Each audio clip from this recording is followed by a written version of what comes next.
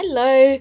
I just received an early Christmas present and I just can't wait to open this, so let's get into it! So the company Artistro got in touch with me and asked if I wanted to try out their watercolour paint set. I had a bit of a look at their website and they're an American-based family business which was founded in 2015, so they're quite new but have been around for a few years now, I guess. It's 2021, so that's 6 years already, and they predominantly do paint pens and rock painting, wood slice painting, but I think they might have started recently to get into some watercolour sets, and they have this one. They very kindly sent this to me for free. It's for review and I'm not sponsored by them, so all of the opinions are my own, but it was free and I am so excited and thankful to them for sending it to me. So let's check it out, shall we, and see what's in here. I quite like this box already. It's a watercolour set, premium quality, 48 colours. And it says it has an exclusive water brush pen, a pencil, sponge brush, watercolour paper, and eraser. Oh wow, I can't wait. Let's open it. I'm intrigued that it's got watercolour paper. Oh, and one last thing is a bit of a swatch card on the back here of all of the colours. And it looks like it has 40 standard colours, amazing thereof, 4 fluorescent colours, 4 metallic colours, 10 pieces of 300 gram watercolour paper, and a razor sponge brush, pencil, exclusive water brush pen. I love the exclusive on there, so they must have had this made for them. And look, it says American company there, and it does have their details here. I will put all of these links into the description below. It does look like it's made in China. I mean, most companies do often send their things off to be made in China, so that's not really a big surprise there. I have a coupon code which gets you 10% off your order, so I'll put all of this information in the links below. Artistro are also on Amazon, and I do know they're on Amazon Australia because I checked it out. They've got quite a lot of stuff on there, so you can always check out Amazon to see this watercolour set and some of their other products. I'm always scared to open boxes and wreck the cardboard, like I'm creasing it there, but there's no other way. Okay. It looks like the tin's the same colour as the outside. That's cool. And I do see what looks like some paper in here. How cute is that? I love that. Oh wow, that's a really pretty box. It looks like a little lunchbox. Let's open it and see what's inside. This is definitely metal, which is always a winner in my book. I love metal tins. Oh, and it's got a swatch card and everything. Okay, let's take the swatch card away. Oh, and there's, is it a sticker? I am creative. What's your superpower? I love it. These are so sweet. Do they come out? They feel like they're actually stuck in there too, which is great, because I've had other boxes where the paints are in these little pellets, and as soon as you tip it upside down, that's the end of it. All of them will come out. Am I going to tip this upside down to see if they stay? Oh, I'll just do it really gently. No, those are staying put in there, so I'm very pleased about that. Excellent little piece of detail there. And up here we have all of the other things that they mentioned. A sponge, pencil sharpener, eraser, a small brush, if I can get it out. They're quite tightly packed into here.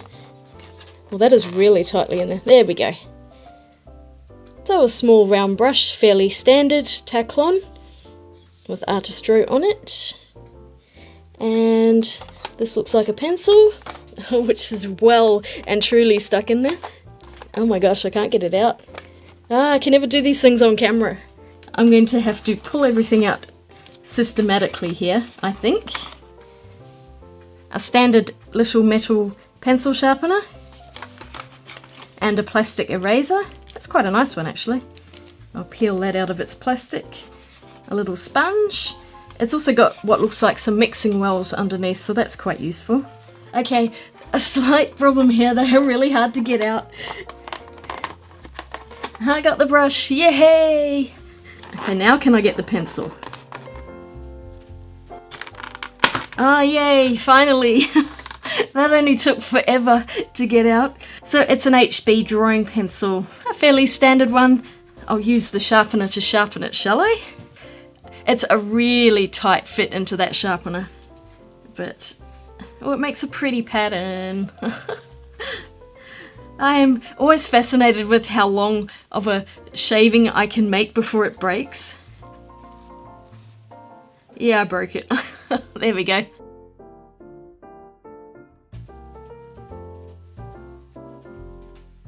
This is the dicey bit where I tend to break pencils, right about here. I'm going to see if I can get just a bit more of a point on it. There we go, that looks pretty good. Not bad at all, it's quite a decent little sharpener. And the pencil itself is triangular, so if you put it down it's not going to roll very easily, and I really do like that in a pencil because I'm forever losing pencils off this desk. It's on a slight slope, I'm sure of it, and they're always falling on the floor, so I appreciate that as well. Yep, works like a pencil. And let's check out this eraser. Yeah, decent. It's quite soft and it seems to take off pencil quite easily. So the water brush we have, it's a fairly standard one with a screw top, and then you just pour the water into there, which I've already done. But let's just get it to work. It's got on the side push, so I'll just squeeze it a bit. Oh yeah, that water's coming out straight away. It's actually quite a nice brush. It's a bit bigger than some of the other ones, and I like that it tapers to a nice point, so we'll test that out a little more. And then we've got this little mini brush as well. I'll just open the paper really quickly. It's such a cute little pad of paper. I really like it. I'm guessing it's not cotton, but it is 300 GSM and it seems to have quite a nice texture. It's also in loose sheets, which I quite like as well. I'll have to test out a painting on this paper too. But first things first, let's get into the swatching and see what these colours look like. Right away I noticed how easy these paints are to re-wet, and they picked up straight away on the brush as soon as I touched it to one of the dry pans. The colours are really lovely too. They're nice and translucent for the most part. There are a few which are slightly more opaque, which is to be expected. I mean, I think that flesh colour's probably got a bit of white in it. But overall they appeared to be transparent or semi-transparent. The camera's not quite picking up some of the vibrancy of the colours, and that gamboge, for example, is a bit more orange in real life. I couldn't find any pigment information. There were a couple which I thought weren't maybe named what I would call them. For example, the vermilion here was too bluish of an undertone, and I would consider that more of a carmine. And maybe that orange red that I'm painting here now would be the vermilion. But honestly, these are just nitpicks from a nerd who has used a lot of different paint brands, and over the years I've come to know what certain colours should look like. It really doesn't matter that much, I don't think. The colours themselves are really nice. I just have to let go of some of the slightly mismatched names. Now, I asked the company if these paints are light fast, and according to them, yes they are. But I think many of us know from experience with different paint sets that this isn't always the case, so really I would probably want to do a full light fast test of my own and paint out some swatches of these colours and put them in the window and all that fun stuff, but that takes a long time to do, and honestly I'm not that bothered by it. I would see the set as something I would use mostly in my sketchbooks anyway, so it's not exactly going to be out in the sunlight for very long. So for now, hopefully light fast, but could probably use more testing. I really like that light green, by the way. It's a little more turquoisey or mint almost, and I really think it's a pretty colour. Oh, my lights are reflecting off the water, so it's a little hard to see them when they're wet. So we will see at the end, once they're all dry, what they really look like. The Viridian's nice, as is the Brilliant Green. Both of those look like phthalo greens to me, blue shade and yellow shade. Grass green, I don't get at all. It's just not the right colour. I would call that hooker's green. Grass green to me is a much brighter yellow green. I like the blackish green too, that's looking more like a Perylene green. So overall the green spectrum's pretty good. And then they have a few earth colours as well, although I don't think there's a yellow ochre now I'm looking at it. So yeah, that's missing just that one. And then interestingly enough are these fluorescent colours, and they look a bit washed out on the screen, but that yellow was really bright. I don't think those ones are going to be light fast. It's just the nature of fluorescent dye. I don't think it's a pigment, but I could be wrong there. I really do need to do my own test. And then there were some metallic colours, and they were nice too. These ones did take a bit more to get them going. Pretty much anything with mica pigments needs to have water sitting on the top just to really dissolve it a bit before you use it. And then there's a couple of greys and ochre colours. The Payne's grey was a little bit wishy-washy in this one, but the deep black is pretty good. And there we have the whole set. While I'm waiting for that to dry, I might just test out the metallic colours on this black watercolour paper.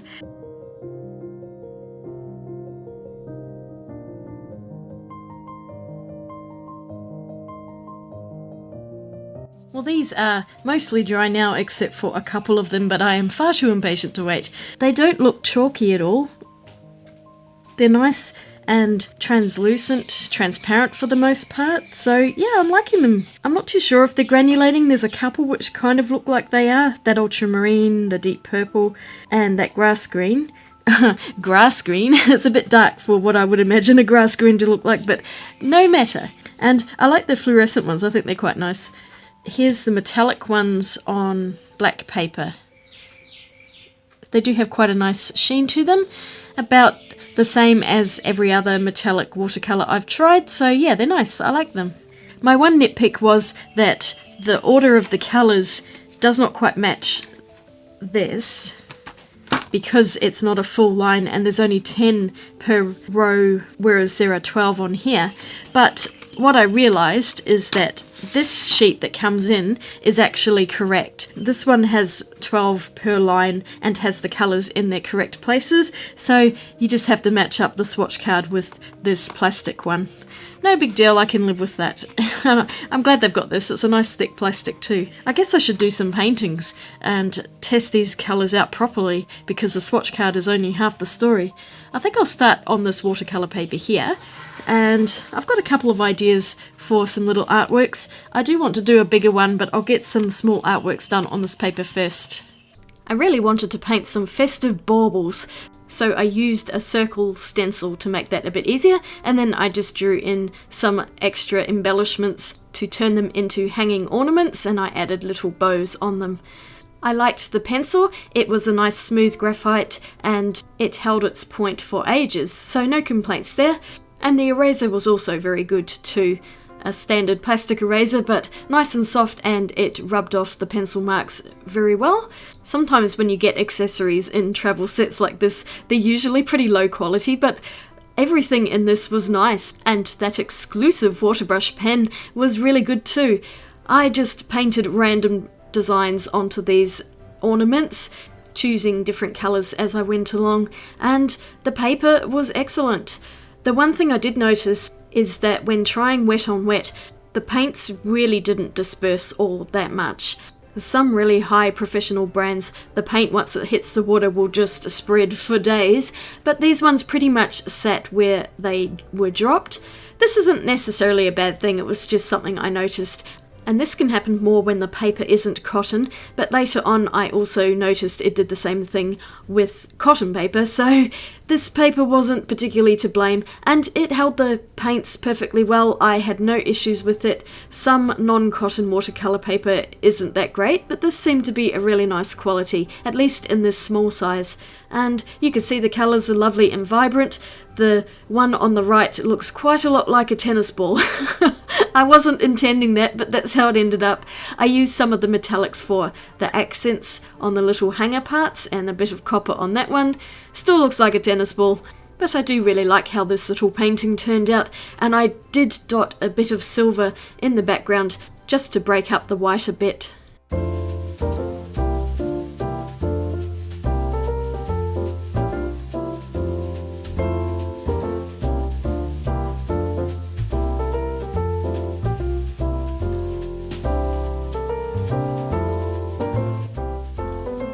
I enjoyed painting that one so much I decided to do a second one. This time I've stuck it down with washi tape and I wet the whole thing, and I'm going in with somewhat of a galaxy effect. You can see that the paints really aren't moving once they hit the paper, even though there was quite a lot of water on it. And I did pull out one of my flat brushes just to disperse the paint a bit, because using a water brush just takes forever. Otherwise I pretty much stuck to the water brush for the whole thing. It's not like it's a huge piece of paper. I let it fully dry and then I went over with the second layer just to get in a bit more vibrancy, and the paints layered well. I'm really pleased about that. They were just as good as a lot of other professional level paints that I have used. I would put these probably more in the mid-level range, so maybe not fully professional, but definitely better than a student quality, just because they don't have any chalkiness whatsoever to them, and I love that about them. So you could see the vibrancy really built up on this second layer, and I added in some really deep mass tone to a few parts. Then I went in with that circle template again, and I used a white pen to draw all of my ornaments. I just thought this was something a little bit different, and I really liked this effect. I think I saw a picture somewhere and that's what inspired me to do this. Otherwise it's entirely made up out of my own head. And this is one of those white uniball pens with the broad nib. These are my absolute favourite white pens. Get the broad nib over the fine nib because they last so much longer. The fine ones tend to dry up really quickly.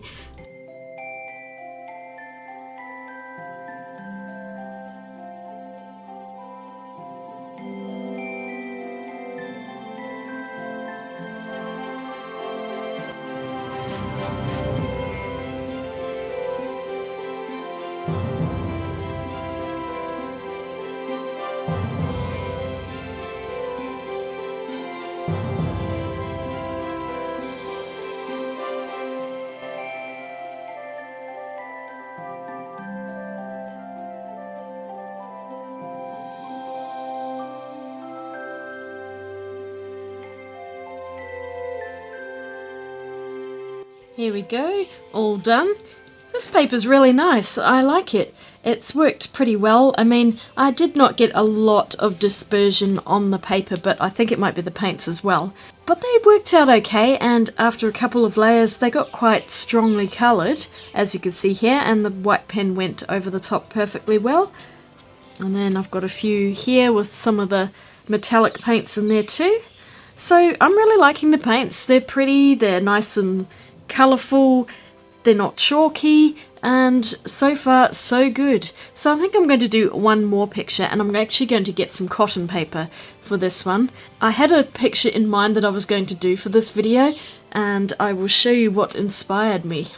So I panic bought this bag when I was Christmas shopping because I ended up with a lot more things than anticipated and not enough hands to carry it all. So this was at the counter. It's gigantic. I didn't realise how big it was until I'd paid for it, but I think it's so cute. And these gnomes are everywhere. I'm not entirely sure what the significance of them is.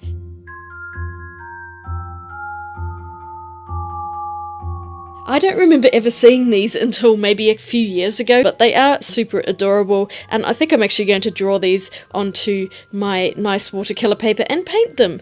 I've got some of my favourite cotton Canson paper. I was considering cutting this in half, but I think I'm just going to do one full-size painting. Why not? I copied the gnomes pretty much as they were on the bag, although I did end up changing a few bits and pieces here and there, such as the placement of their hands and some of the things they were holding. But I just thought they were really cute, and so I figured I would keep the design fairly much the same. And I actually drew these from scratch, would you believe? You can see me rubbing out all of my mistakes here. I didn't trace the bag. I also aligned them so that the middle gnome is standing a little bit further back from the other two gnomes which are in front of it. It just made it a bit more interesting rather than having them all on the same plane. And they were so cute to draw. I enjoyed it a lot. It took me a little while to figure it out and to get it to all fit on the page, but I got there eventually. I'm drawing on a piece of A3 copy paper, and I had so much footage that was out of focus, but you can see it's finally back in focus. So I drew an outline with pen, and then I traced everything onto my nice watercolour paper. It's a bit time consuming doing it this way because I did have to draw it out about 3 times in total, but I much prefer doing that rather than drawing straight onto the watercolour paper and damaging it with the erasing. So this way is just much cleaner. I did miscalculate the size of my draft copy a little bit, so you can see the hand on the right and the balloon are cut off. I ended up drawing a different arm in front of the gnome instead with a balloon, because for some reason I had to have a balloon in here. I took off most of the pencil with a kneaded eraser, and then I went in with that water brush. I actually painted this entire picture just with the water brush. It did pretty well considering that's a large piece of paper. So the little tree decoration here, those plain circles are meant to be decorations that I was going to come back to and paint in once the thing had dried. I completely forgot, and I didn't even notice it until I was editing this video. Oopsie! Oh well, it looks okay like it is, I think. I used the flesh colour for the noses and hands, but really the flesh colour is a bit too orange and doesn't apply to most people's skin, so I had to water it down quite a lot, and I'm using a diluted version of the grey paint to paint in their beards. I picked a different colour for each gnome. The first one is red, and then the second one I went in with the bluey green and a bit of purple for the gift that he's holding. So I just wanted to put colours together that go nicely, and there's a bit of that minty green which I really like. I enjoyed this painting so much. The paints were excellent, and even though it's a lot of tiny little colours, they held up really well for this larger painting, so no problems there. They'll be perfectly fine for travelling and lots of smaller paintings in sketchbooks as well. I mean, this is designed to be the travel set. There is one that is a studio set as well, which I think is a little different and comes in a pink tin.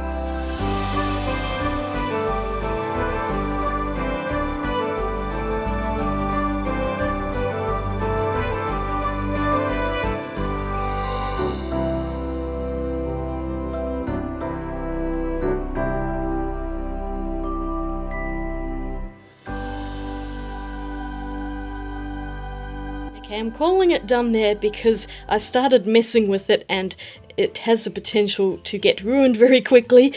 I am so tempted to do a black ink outline around everything, but I think I just like it like this, so I'm leaving it.